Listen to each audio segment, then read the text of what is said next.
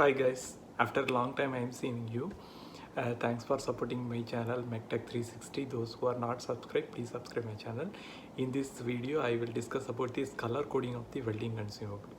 Actually, the welding consumables that we are using in this project will be the color code will be differ from every project. It's not given the standard we have to use this color code for this consumable, like that it is not given anywhere.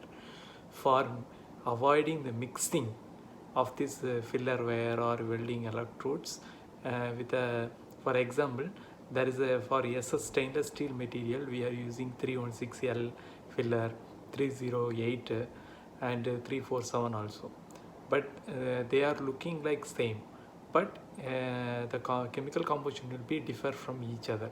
So you have to avoid this. This is a major violation if we are using 316 for 347 or likewise we are as per the WPS only the consumable should be used, otherwise the violation will be sure.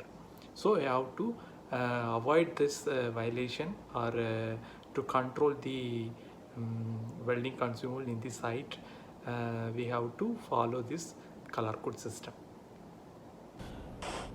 This is the color code chart for this different welding consumable. It is shown for different color codes. This is the electrodes with a yellow color code. For different types of electrode, we are using different color codes. For rebacking electrode, we are using this yellow color code. The electrode which is to be discard would be color code with end with the red color paint. We have to use. This is basic, and this is the color code for the filler wires. And the both side of the filler wire we have to follow the color code system to avoid the mixing of this electrode. Interview is the main question they are asking, how to control the filler wire in the site as a QC inspector.